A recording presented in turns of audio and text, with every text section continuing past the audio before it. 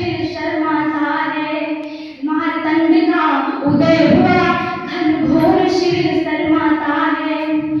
मारतंड का उदय हुआ घनघोर शिविर शर्माता है। और आप सभी जानते हैं कि अटल बिहारी वाजपेयी जी की जो कविताएं हैं वो हम सबके बीच आज भी कितनी प्रचलित हैं।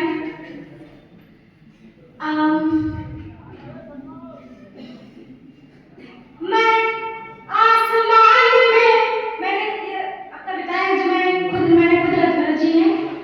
मैं लड़की हूँ जिसे मैंने ये कविताएं लिखी उसी पे कि मैं आसमान में पत्थर उछाल सकती हूँ, तमाम मुश्किलों का हल निकाल सकती हूँ।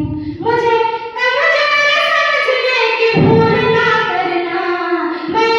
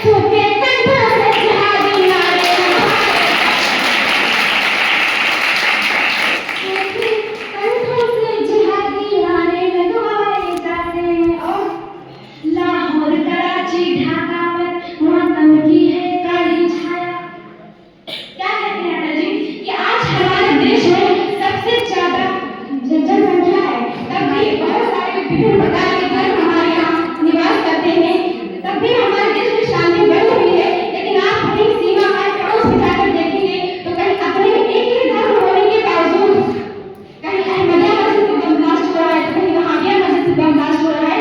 अपनी भाषा में अटल जी क्या कहते हैं, उनकी मैं अपनी कविता के माध्यम से बताना चाहूंगी, अपनी वाणी के माध्यम से कि लाहौर कराची ढाका पर मातम की है काली छाया, लाहौर कराची ढाका पर मातम की है काली छाया, पख्तूनों पर गिलगित पर है रंगीन गुलामी की साया, पख्तूनों पर गिलगित पर है रंगीन गुलामी की साया।